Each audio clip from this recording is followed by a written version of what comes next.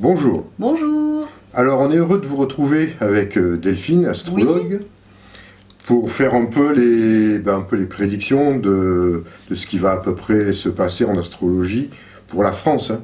Pour la France, un peu. Après, ça se joue aussi à un niveau mondial.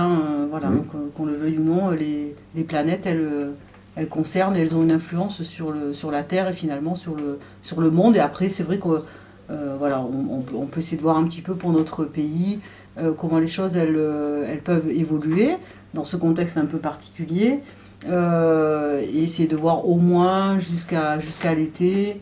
Un petit peu les tendances générales, on va dire. Voilà. Voilà, on va voir l'été, si on va partir en vacances, s'il sera chaud, on va voir ça à travers l'astrologie. Alors évidemment, comment on peut voir l'astrologie? Ce sont des tendances. C'est des tendances et des interprétations. On voit bien quand même, en tout cas d'après l'étude que j'ai faite pour aujourd'hui, les mouvements dans lesquels on est depuis maintenant plus d'un an.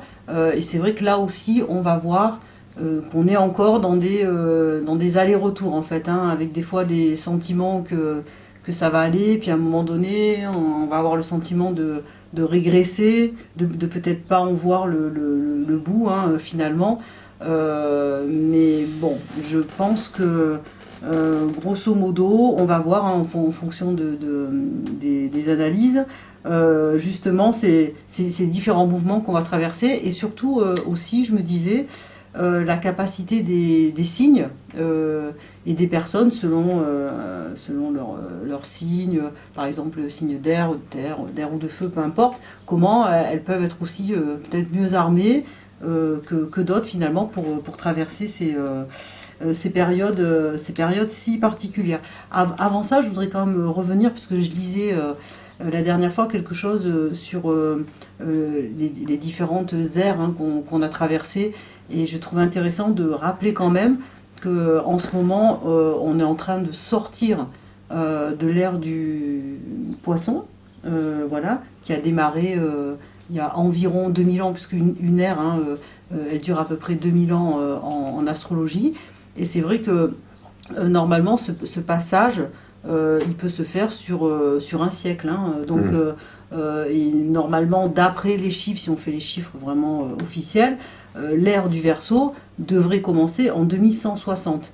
Mais en fonction évidemment des mouvements qu'on voit qui s'opèrent avant l'entrée vraiment effective, on voit bien quand même qu'il y a une passation d'une ère à une autre. Et ce que je lisais, c'était très intéressant, notamment sur l'ère du Poisson, qui s'est beaucoup construit sur les religions, sur l'importance des religions finalement pour diriger le monde aussi, avec toutes les périodes qu'il y a eu sur les catholiques, les guerres qu'il y a eu avec les protestants. Encore aujourd'hui, on voit bien par rapport aux différentes cultures et religions, un peu les affrontements et les conflits qui peuvent encore exister. Et en fait, quand on rentre finalement comme ça dans l'ère du Verseau, où on voit qu'on y rentre vraiment, ne serait-ce que de par les moyens de communication qui s'accélèrent, les progrès de la médecine, le désir de liberté qui devient de plus en plus important finalement pour les individus, je dirais même au-delà des religions. Il y a vraiment un courant, un mouvement qui s'opère, même dans les nouvelles technologies, qu'il y a par rapport à l'écologie, enfin, ce qu'on recherche en fait, une espèce d'ultra-modernité pour essayer de rentrer dans un monde où l'intérêt collectif est peut-être plus important finalement que l'intérêt individuel. Mais on est encore finalement à cheval entre ces deux périodes.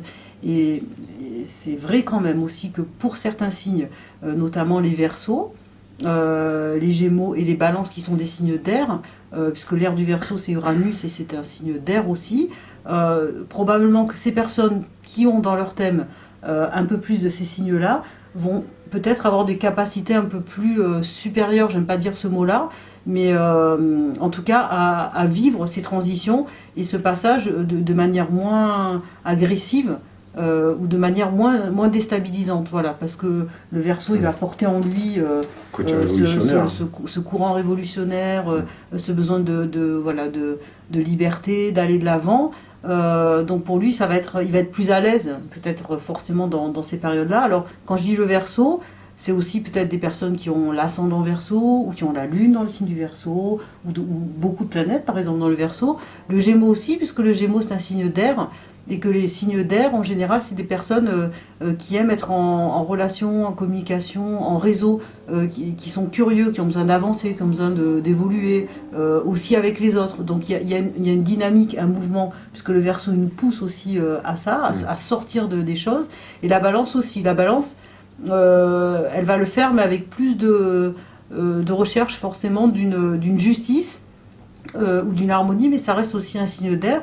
Donc je pense que ces signes-là peuvent se retrouver, on va dire, un peu plus armés pour des passages comme ça. Les signes d'eau ou les signes de terre vont peut-être avoir un peu de mal, puisque ça va venir les déstabiliser. Les signes de terre, ils aiment bien avoir quelque chose de structuré, avoir un enracinement, avoir des choses qui les rassurent, qui les sécurisent. Et c'est vrai que le Verseau, il vient quelque part bouleverser finalement les repères, les habitudes, tout ce à quoi on se raccroche finalement pour se sentir bien. Ça vient donner des grands coups de balai là-dedans. Donc ça peut être pas forcément facile à vivre. Et pour les signes d'eau aussi, qui ont toujours de l'intuition, une sensibilité qui est assez importante. Alors eux, ils peuvent peut-être avoir des ressentis, avoir des impressions, sentir des choses finalement, mais qui peuvent un peu faire peur aussi, parce que ce mouvement, il est tellement important et tellement déstabilisant aussi,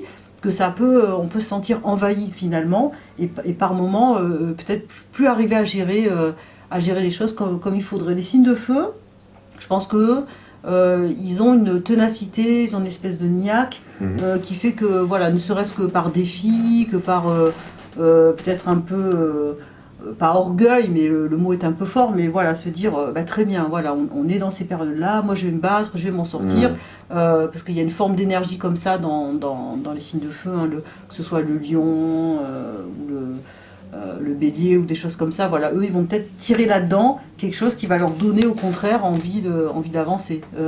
Par exemple, dans la période actuelle, ça peut être des personnes qui vont se dire moi si mon travail ça fonctionne plus, je vais monter mon entreprise, je vais trouver un créneau qui font que ça marche.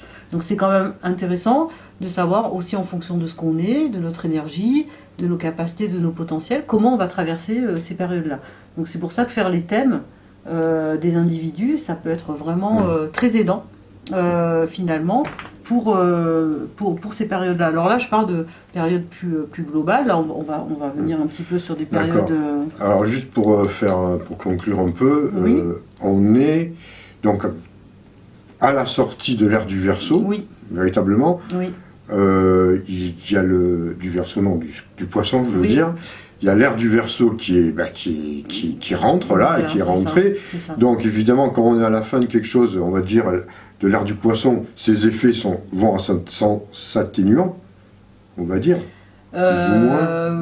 Oui, mais avant de s'atténuer, ils peuvent éventuellement s'accentuer aussi. Ils s'accentuent aussi, mais il y a aussi celui du Verseau qui est là. Donc en fait, on est vraiment, ce qu'on disait, dans la période de transition. Complètement. Dans la transition. Complètement. Alors, évidemment, on ne va peut-être pas attendre 160... disons que c'est... 160 ans, je crois. Ce serait officiellement 2160, mais... L'astrologie, c'est pas rigide, et on voit bien déjà de toute façon qu'il y a des effets, donc on peut considérer qu'il y a un pré-démarrage de l'ère du Verseau. On est parti pour 2000 ans quand même. Bien sûr, c'est long.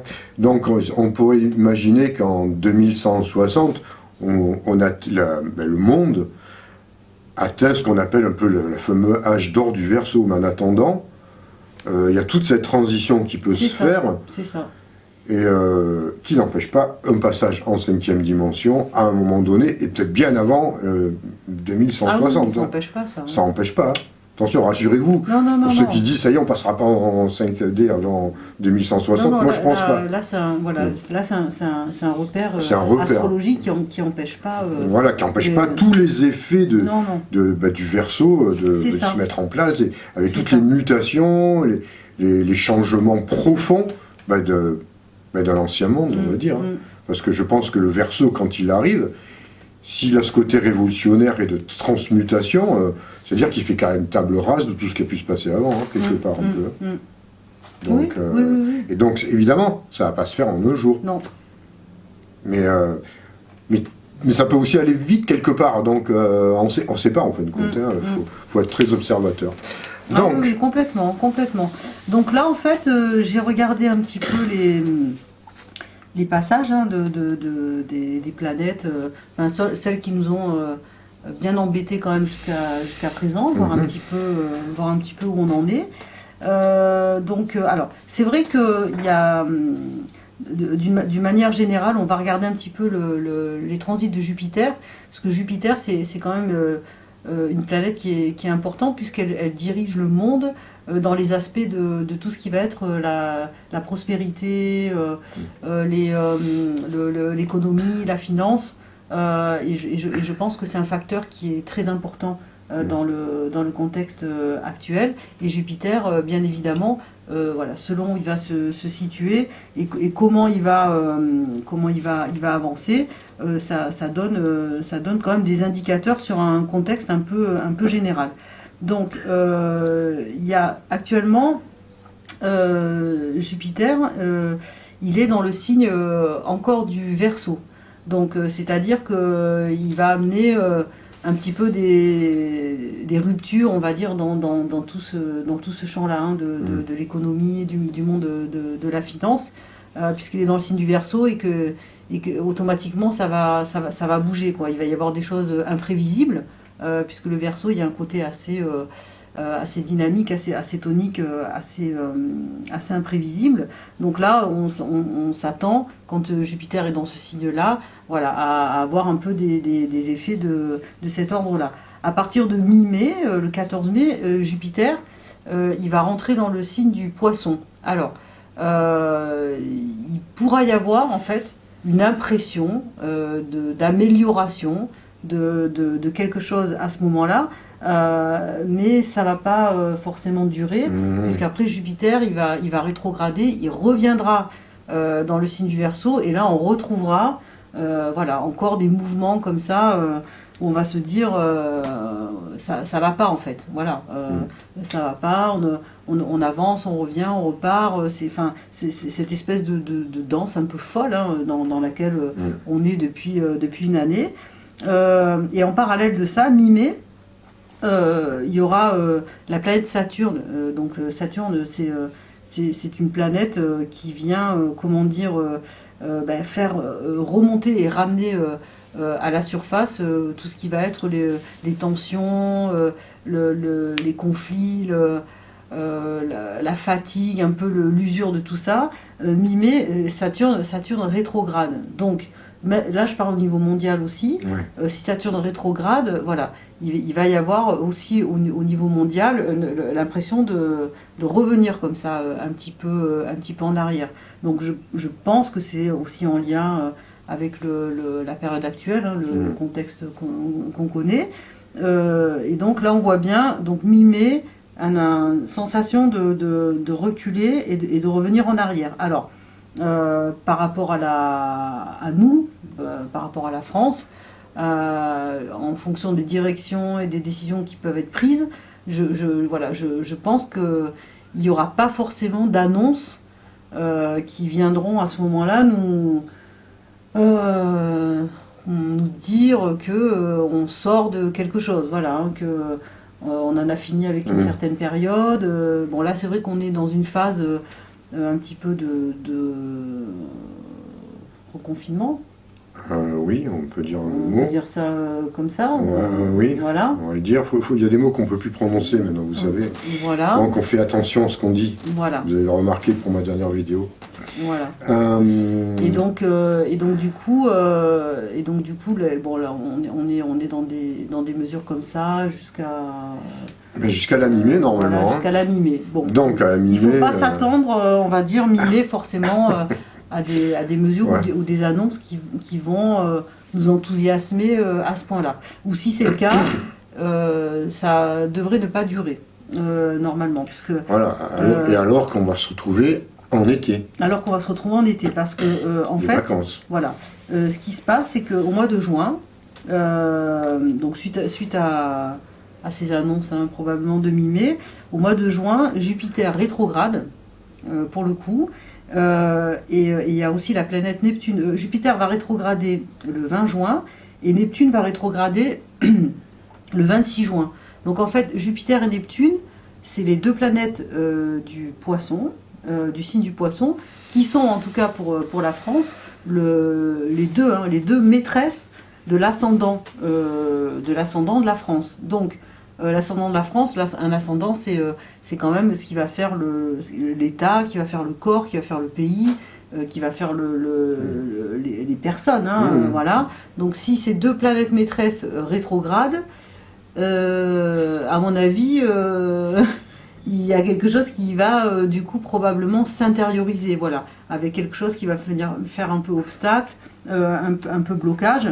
Donc avec je pense la nécessité ou le besoin de rentrer à nouveau, ou je ne sais pas comment je peux le définir, puisqu'on n'a plus le droit d'employer certains mots, donc c'est pas voilà, hein, c'est pas évident Voilà, on risque de retrouver les habitudes que l'on avait depuis un an. Un petit peu.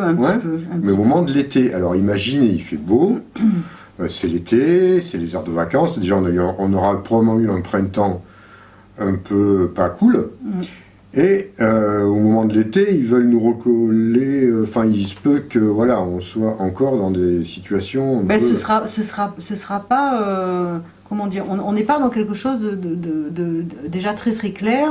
On n'est pas, puisque Jupiter et Neptune, c'est planète du Poisson, et que le Poisson, souvent, c'est un petit peu confus, où il y a de la désillusion. Des fois, ça peut être aussi, pas comme du mensonge, mais des choses auxquelles on a cru, et puis finalement, c'est pas toujours, c'est pas là, quoi. Hein, voilà, c'est pas concret, c'est pas là. Et en parallèle de ça, on a quand même toujours cette lune noire dont je parlais la dernière fois. Donc cette lune noire, hein, qui vient, fameuse lune noire, indicateur karmique par excellence, qui, elle, depuis janvier 2021, va rester jusqu'au mois de septembre, donc dans le Taureau, dans la maison 2. Donc, et la maison 2, c'est tout ce qui va faire la sécurité, le fait de se sentir... normalement, à la base, le Taureau, la maison 2, c'est on se sent bien, on construit les choses, on planifie, on se projette, on est bien finalement dans la vie qu'on a. Si la lune noire, elle est pour la France de janvier à septembre 2021 dans la maison 2, on n'y est pas encore. Il va y avoir toujours cette trame de fond d'insécurité, en fait, c'est ça le mot. D'insécurité, et être dans les capacités de faire des projets sur le long terme, de s'organiser, c'est ça. De concrétiser peut-être des choses. On est blocage, quoi. Oui. Alors là, c'est vrai que je préfère en fait avancer progressivement dans l'analyse de ces transits jusqu'au mois de juillet. Puisqu'il faut quand même savoir que l'astrologie, c'est en mouvement, il faut s'adapter aussi avec toutes les tendances et ce qu'on peut dire, hein, au niveau des décisions du gouvernement, savoir un petit peu comment on peut se positionner, où l'astrologie elle peut aider à anticiper finalement certaines choses. Je pense que après l'été, on rentrera dans une période un peu différente, mais je pense qu'à ce moment-là, il faudra qu'on revoie et qu'on voit et qu'on échange un petit peu. On fera une autre vidéo pour voir exactement ce qui va se passer. Voir un petit peu plus précisément ce que ça peut donner. Donc, il y a ensuite, par contre, quelque chose qui m'interpelle un peu, quand même, en août là, de cette année. Début août, en fait, la lune noire, elle sera conjointe à Mars. Alors Mars, il faut savoir que ça va représenter tout ce qui est le désir, la volonté d'agir. Ça peut être aussi un peu les conflits, ça peut être aussi c'est guerrier, la révolte, ça peut être aussi voilà. Donc début août, c'est possible qu'il y ait une forme pas de transgression, mais de révolte en fait finalement par rapport à quelque chose qui nous empêche d'agir, où on a le sentiment qu'on est empêché d'agir. Voilà. On vous laisse deviner. Hein. Voilà. Donc là, ça risque d'être une période un peu en plein mois chaude. d'août, ce qui est assez rare en général. Parce début août. Voilà, au début août, en général, en août, jusqu'à présent, pendant les vacances, il n'y avait rien, c'était calme. Sociologiquement, socialement, il n'y a jamais rien eu. Excusez-moi, parce que les gens sont en vacances et c'est justement là où des fois ils nous font passer des décrets ou des lois en catimini parce que les gens sont en vacances. Mais alors là, si en début août, en plein milieu de l'été, il y a des choses comme ça, on peut... Ah, c'est... en tout cas... Il y a quelque chose, on verra, on va voir. Ça, c'est sûr que ça restera pas... voilà. Parce qu'après, ce mouvement comme ça, ce mouvement de Saturne, de Jupiter, et qui avance et qui rétrograde, c'est exactement ce qui se passe en fait depuis un an. Hein. On parlait sans arrêt de l'avancée de la rétrogradation finalement de ces planètes-là. Et donc, pour la planète Pluton, c'est pareil. Hein, planète Pluton qui concerne tout ce qui va être le champ du médical, voilà, notamment de la guérison aussi. Donc là, pareil, quoi, ça avance, ça rétrograde, ça avance, ça rétrograde. Alors, la bonne nouvelle, entre guillemets, d'après ce que j'ai pu voir, en fait, voilà, c'est qu'à un moment donné, ces planètes-là vont finir en fait par repartir. Bah oui, en direct. Voilà, par repartir en direct. Donc on sortira de ce mouvement, mais il faudra bien analyser à ce moment-là qu'est-ce qu'elle ramène avec elle finalement quand elles repartent comme ça en direct. Hein. Voilà. Donc je sais qu'il y a des personnes qui sont plus pessimistes et qui parlent pour ce qu'on vit actuellement, des périodes pour plusieurs années, quoi. Voilà, hein, ça. Moi, je préfère en fait avancer étape par étape, voilà, me dire que ces choses, elles se vivent de façon individuelle pour chaque personne. On peut en tirer quelque chose de ces périodes qu'on vit. Et je sais que grâce à l'astrologie, en tout cas, moi j'ai pu aider pas mal de personnes qui se sentent vraiment déphasées. Hein. Actuellement, il y en a beaucoup qui se sentent déphasés et qui n'arrivent plus à vivre la vie qu'ils vivaient jusqu'à présent, qui ont envie de changer de vie, qui ont envie d'autre chose, qui supportent plus leur travail, qui supportent plus leur quotidien. C'est incroyable. J'ai jamais eu autant de personnes. Général. Voilà, c'est général. Hein. Et donc, et là, franchement, je peux avouer que moi, je suis vraiment contente d'avoir cet outil dans les mains et de pouvoir aider les personnes à se resituer à chaque fois dans les périodes dans lesquelles on est, quoi. Ne serait-ce que pour leur projet de vie, si elles ont des envies, des besoins. On peut voir en astrologie, en fait, les meilleurs moments pour agir, finalement pour se retrouver. Donc c'est vrai que franchement faire son thème à ce moment-là, c'est vraiment très aidant. Hein. Voilà, donc si vous êtes intéressé, vous pouvez toujours contacter Delphine pour faire son thème. Vous verrez dans la description, je laisse toutes les coordonnées.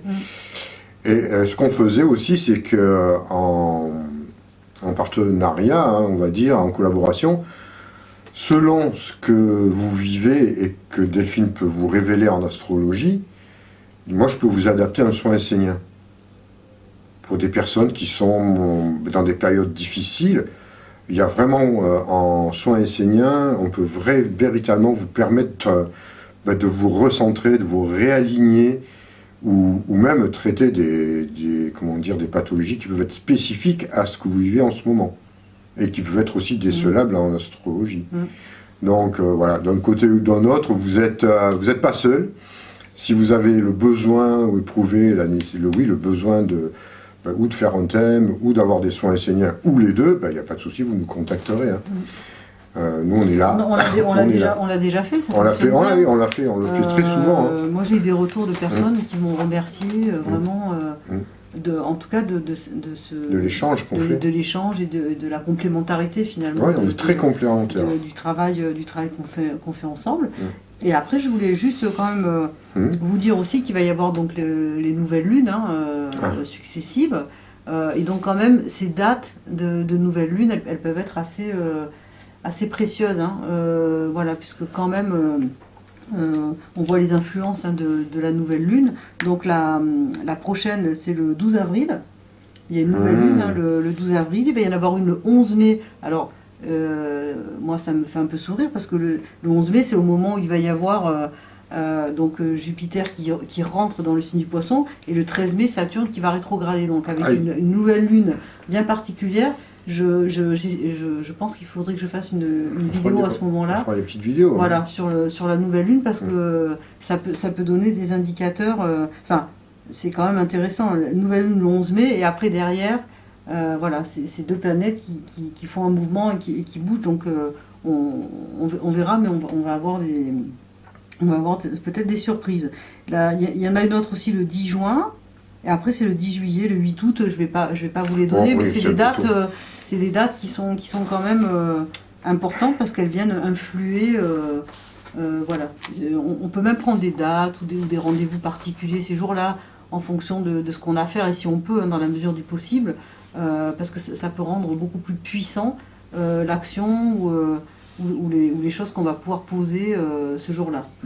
Donc, et ça, dans les thèmes, on le voit bien, ça aussi, pour les personnes.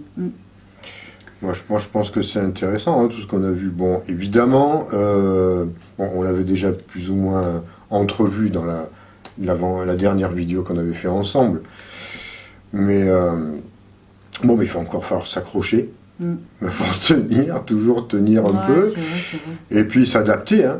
Accueillir et s'adapter par rapport à tout ce qui va se passer, en sachant toujours que, un jour ou l'autre, tout étant permanent, ces planètes-là qui... Bon, on va pas accuser les planètes, parce que les planètes font que réveiller ce qui se passe.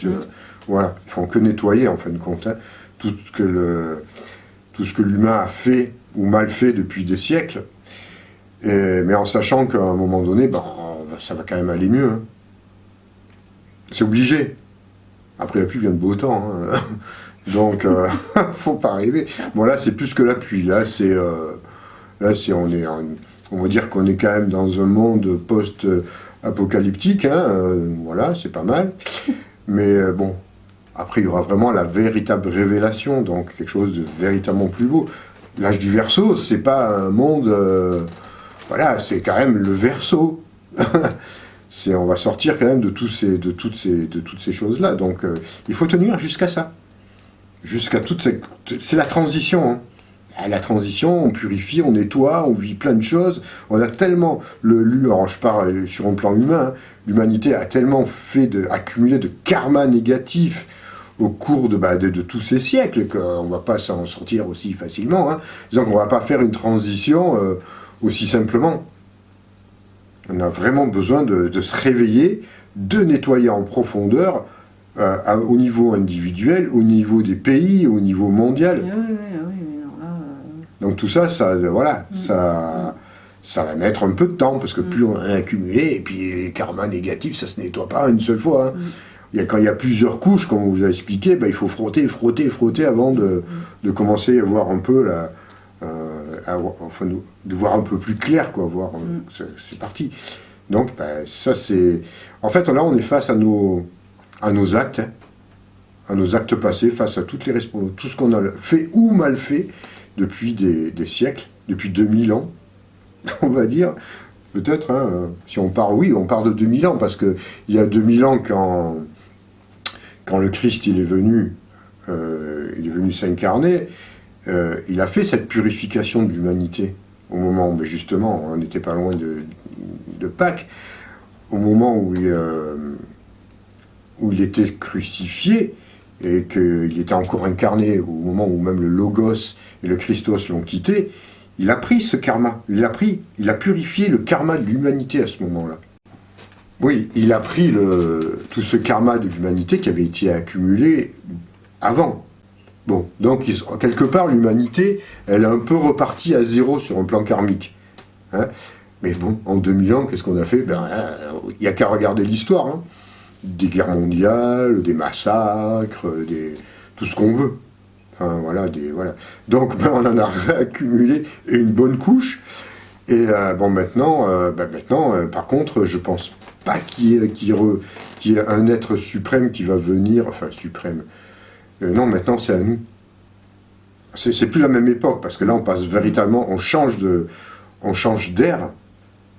Maintenant, c'est à nous-mêmes. Maintenant, on est assez grand, pour pouvoir prendre nos propres responsabilités et faire tout notre nettoyage. Peut-être il viendra un guide de l'humanité, mais peut-être effectivement, quand l'âge du Verseau sera peut-être déjà bien établi, que le monde sera passé dans ce qu'on appelle la 5e dimension, hein, oui, on aura peut-être un guide nouveau, mais ça ne sera pas la même histoire que ce qui s'est passé il y a 2000 ans. Donc maintenant, il faut bien comprendre qu'on n'est pas seul, parce qu'on est aidé par tout un tas d'êtres, mais c'est à nous-mêmes de faire le boulot. Notre karma, le karma, qu'il soit collectif, individuel ou autre, il ne nous sera plus retiré. Hein.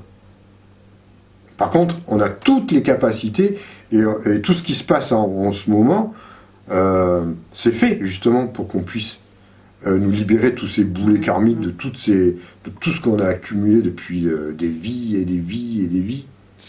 Donc maintenant, on peut s'y mettre. Et on doit s'y mettre, on n'a pas le choix.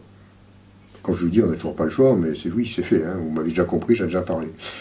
Voilà, donc accrochons-nous, hein, et puis on verra par la suite un peu les autres vidéos, un peu là sur les lunes, et puis on vous reviendra pour plus de précision avec Delphine aussi, pour la fin de l'année.